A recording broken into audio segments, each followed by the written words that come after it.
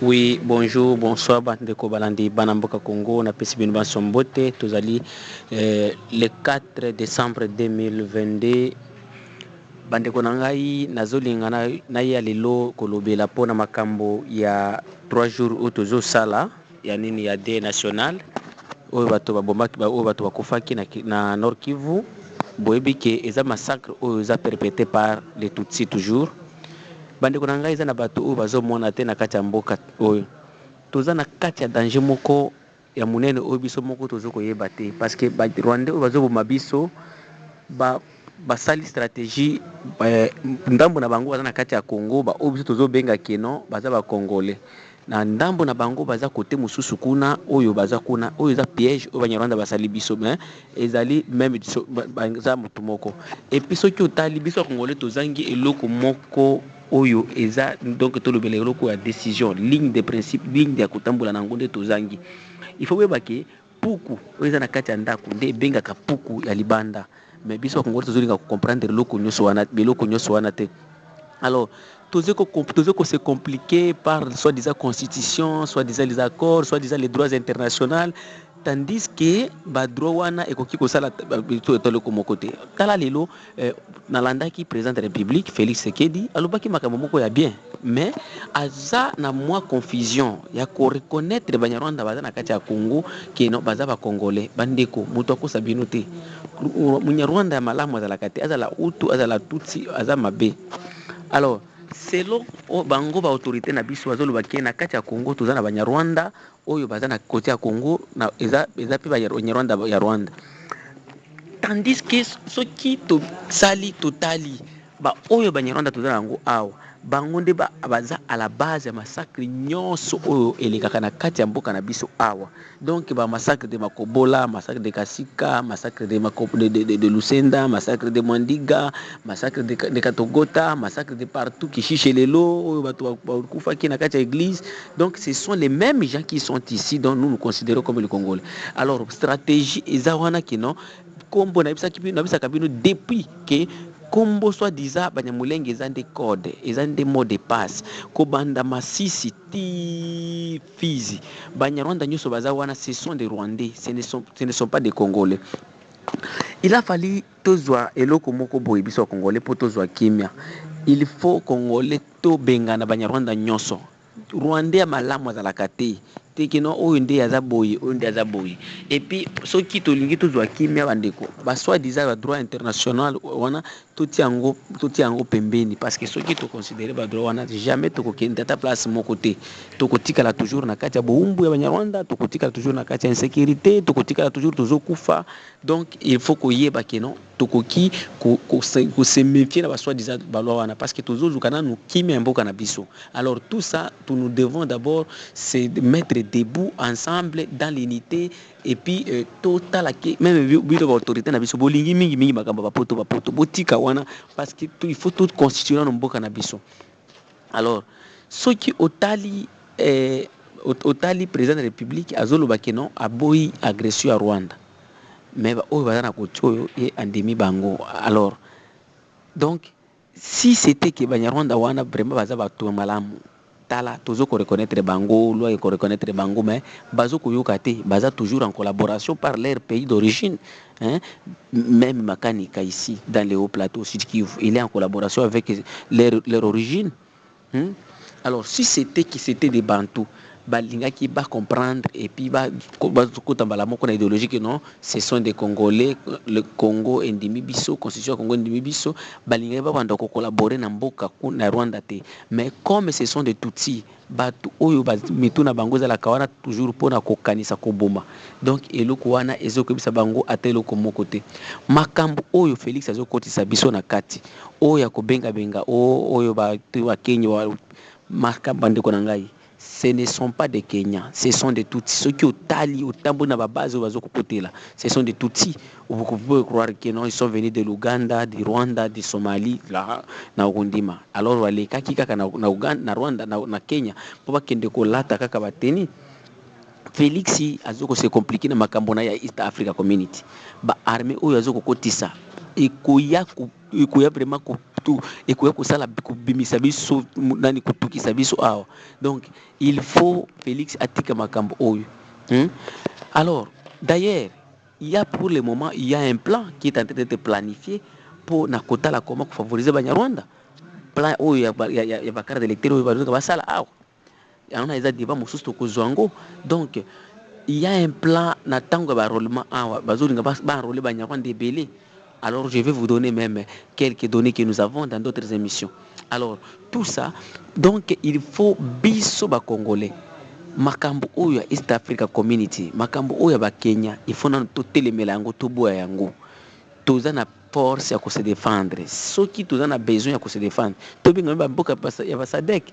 Omoni Banyarwanda oyo batutsi tozoko ya na mungu tozoko kokotisa kati ya mboka na biso. Même na président ya Kenya na ibisa kabino chaque jour que mokonzi ya mboka ya Kenya aza mutu mabe parce que eza même chose. Badeko na ngai bino ba mosusu boza na kati ya diaspora boza na Kinshasa bozo mona neti eza mwa blague. Mboka eza na danger moko ya munene oyo bazoko kota oyo soit disant ba Uganda ba koti ba Kenya ba koti. Donc eza danger moko grave les kaka na ba base ko mona ngo. Donc lobby ekozala épine moko oyo kosala biso banani. Monsieur Félix Tshisekedi pour le moment a eu force parce que population eza naie pona na likambo ya lutter contre le Rwanda. Alors nous savons tous qu'il avait signé ces accords oyo étaient les lomuto na kati ya makolo. Oui, nous acceptons, mais yepé a commis entre les marteaux et l'enclume parce que azoko se retrouver côté oppresseur population côté peuple lo signa naé. Alors ba signature naé wana il faut biso Congolais tout continuer kotia nini pression contre Tshisekedi parce que ceux qui te tiennent pression contre Tshisekedi il n'allait pas accomplir et il va se mettre debout et lui toyebi ceux qui a télémi vraiment dans position azozwa déjà. Je sais que les blancs ba kolinga ba bombaye parce que nous tous dans la confiance na ba français na ba américain. Alors Félix Tshisekedi pe yo bisinya na yo ba raconter na yo mais oyo za na tina Congo te il faut aussi disango. Bakambo ba signé otiki la parlement. Alors tokoki na koki ko senga yo président Tshisekedi soki ya solo oza patriote neti Laurent Désiré Kabila neti Lumumba ondimi ke kokufa pona Congo parce que na Bukavu olobaki keno okokufa pona kimia est ya Congo.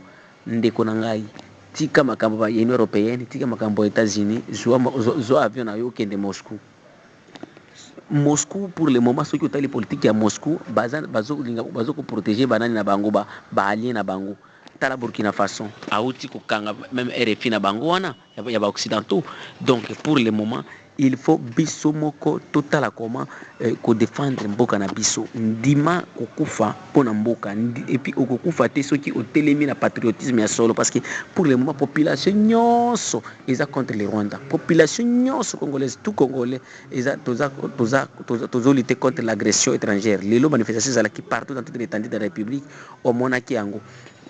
Alors soki olobi ke otambola na ba mindele okobika te et puis parce que ceux qui ont qui même discours à Kagame alubaki na audacité nyonso. Donc avec l'audacité donc il se croit, il a la confiance de lui-même.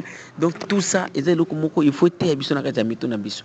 Alors tandis que Rwanda wana talande Kagame azoko loba est-ce que Rwanda est la force ya kubunda kana province na biso moko province moko kaka toute province était territoire la ville de Bukavu yango moko ko beta Rwanda. Alors mais comme azana soutien ya Union Européenne na ba américain oyo ozobetela tolo sali na américain ngana ibisaka bato moko boye ba oyo solana bango ba yebinga bien ba yebi et puis ceux qui na lobby eloko bazoko ba yebi déjà na ibisaka bango ke ngai jamais na ko soutenir te que tu sais qui ndenge bozolo ba américain ba yebisa boye na ko soutenir yango te. Je me rappelle ba bien ngai oyo to solana bango boyebi déjà boyebi ni na lubaka depuis passage dans l'Afrique du Sud wapi na bisaka ko kiro botika ko sepela pona ba américain parce que ba américain wana bazoko Tshisekedi wana na 2019 2020. Mais comme il y a des gens des ignorants ba bando américain balobi boye akien américain balobi na bisaki ba toke ndoki oyo azoko ni Congo aza américain. Alors mboka oyo na ndenge tozokende position et Tshisekedi oyo azoloba na monoko eza bien, mais ces décisions eza mabe. Ba décision na ye oyo azokoloba ya kokotisa lisusu ba étranger ndeko na ngai eza neti tozokotisa lisusu nani, tozokotisa lisusu mboka na biso na kati ya nani ya kati ya nani ya ba nde basete to nini ya nzube. Donc tozokotisa yango na kati ya nzube. Pour le moment nous devons faire quoi? Makambo ya militaire ya East Africa Community kokota na kati ya Congo, il faut tout tikango to binga na bango zonge pa na bango. Alors to se concentrer biso moko totala comment ko défendre mboka na biso. Vraiment nous encourageons discours de Félix Alobi, mais atika bisinya sinya na ye atala bindinga kongenda kokosa biso na East Africa Community alungola biso na kati ya East Africa Community to kundima kwanda kufuta visa ya Tanzania ya Uganda ya wapi, mais tozala biso na sécurité ya malamu. Je me rappelle il y a une interview que j'avais fait avec MSC de l'IDPS à Uvira tango akenda kusigner makambo East Africa Community na yebisaka ye boye bien ngazo landa ngalanda ka émission nga chaque jour yebisaka yeveke omonde to côté na East Africa Community eza problème munene ya pana omoni comme les gens de l'IDPS baninga koyoka te bango ka fanatisme lelo je sais que na kolekela ye na pharmacie na ye wana na kolekela ye na koloba kompote mais na kolekela ye na kotuna ye parce que pour le moment toza na danger ya kokota na kati wana, donc na kati ya bord wana toza na ta intérêt mon côté. Donc c'est comme ça mes chers frères, mes chers compatriotes, tout à la combat biso juste kokanisa ndenge nini eloko akosala soki toza na besoin ya libération mboka tokende na Russie totika makambo oyo ya américain, mais tout déconsidérer pe banyarwanda wazo kombinga soit des abanyamurenge parce qu'ils sont des ennemis, c'est bien eux qui planifient tous les massacres qui se passent pour le moment au Congo. Bazoko sala na ennemi na mango bolanda même par rapport ya nani ya armée oyo ezana kati ya plateau na minembo force ya FARDC bazoko loba pona kati ya pona relation entre makanika donc Gumino Turwaneo Android na Rwanda. Même il y a une lettre qui a été publiée avant le rencontre d'ici à Nairobi oyo banyarwanda bango moko ya États-Unis bakomaki ya Canada plutôt bakomaki po na ko dénoncer comment bandeko na bango ba enoke oyo baza kotoyo Nairobi ndenge baza utilisé par le Rwanda. Donc c'est comme ça to fungola miso to tika ko banga ba droit soit des droit international, mais to zwanini ya mboka na biso. Numéro de téléphone za plus 43 85 88 08 330, email na biso la voix du Kivu 45@gmail.com. Merci.